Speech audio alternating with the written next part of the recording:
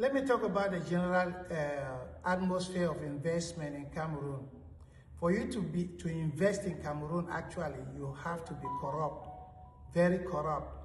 And if you even just, sometimes the things you want to bring in, the custom duties are even way above the value of the goods. How then do you expect people to make money? How then do you expect people to progress? Then when you come in, they don't even protect the investors. Everybody wants to rip off the investors, and the government does not protect them. I brought two people in 2001 and whose parents wanted them to come see the place and see if they could invest. Guess what? They stole their things where we were living. We went to the police. The police said we should buy a roll of paper and pen for them to take down the case. We gave them money, 25,000. Then they said they needed patrol to go and arrest the people if we know them. And then they later on said they would need guns, about 500,000 to buy a gun to go and arrest those people, because those bandits sometimes have bigger guns. You know, my two American friends were confused. They said, why do we have to give them money to buy guns? Why do we have to give them money to do this? Those were all things that the police was asking from us. Now, their parents wanted them to come and see if it is a good place to invest.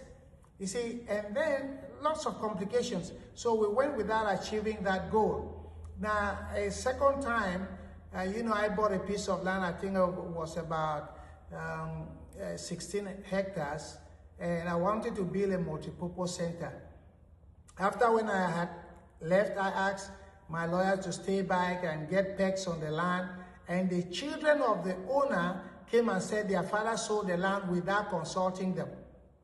Now, they went to the police said it's a gendarmerie affair. The gendarmerie said, no, it's not, it's a civil matter. A civil matter. Every month, my lawyer wanted 100,000. I finally left the whole thing. You see, there was nobody to even protect this investment that I would have brought, which was a multi-purpose center to help the young people. My intention was to build something where young people could do sports, they could do electricity, they could do everything inside that building. But unfortunately, it didn't work. So when we see people like Mbarika and the rest who have come from abroad, from the diaspora, and they have invested, we should encourage them. We should actually commend them for the good job, because it means that they have succeeded where some of us failed, where a lot of people have failed. Cameroon does not encourage people for investment, the diaspora for investment. You know, there are countries where if you went to invest and somebody stole from you, they are going to rip your head off just to get that money back, to make sure that you make your money, you are encouraged. So I think Cameroon wants to start thinking in that light, start thinking about protecting their investors. It's very important.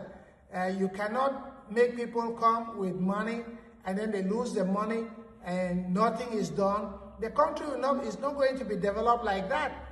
You know, let's just say that this young man, Professor Mbarika, decides to shift or stops everything he was doing. Who loses? No, the country loses. He might lose money because as a businessman, you want to maximize profit, but that doesn't necessarily mean that he will actually lose. But the people that he would have helped through that business, they are the ones who are going to lose. So I want to encourage everybody, the country in general. I know many of you are listening to me, you will see it. So let the Cameroon government think about that, about protecting their investors.